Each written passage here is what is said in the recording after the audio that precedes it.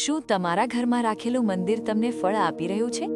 જો આ 9 ભૂલો કરશો તો પુણ્યને બદલે દોષ લાગી શકે છે. છેલ્લો નિયમ તો દરેક ઘર માટે સૌથી મહત્વનો છે. નિયમ 1. ઘરનું મંદિર હંમેશા લાકડા અથવા આરસ પહાણ એટલે કે માર્બલનું જ હોવું જોઈએ. નિયમ 2. ખાસ ધ્યાન રાખો, મંદિરની ઉપર ક્યારેય ગુંબજ એટલે કે એપેક્સ ન હોવો જોઈએ. નિયમ 3.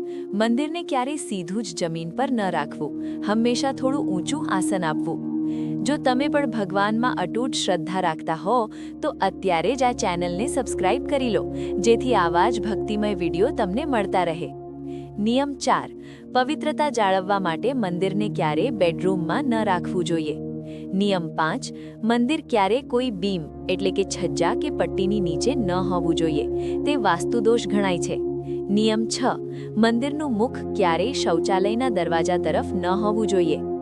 આ માહિતી બીજા ભક્તો સુધી પહોંચાડવા વિડીયોને શેર કરો, અને જો તમને આ વાત સાચી લાગી હોય તો એક લાઈક તો બને જ છે. નિયમ 7. જો ઉપરના માળે શૌચાલય હોય તો તેની બરાબર નીચે મંદિર ક્યારેય ન રાખવું. નિયમ 8. શ્રદ્ધા જાળવવા દિવસમાં ઓછામાં ઓછી એકવાર તમારા પૂજા સ્થાન પર ચોક્કસ જવું.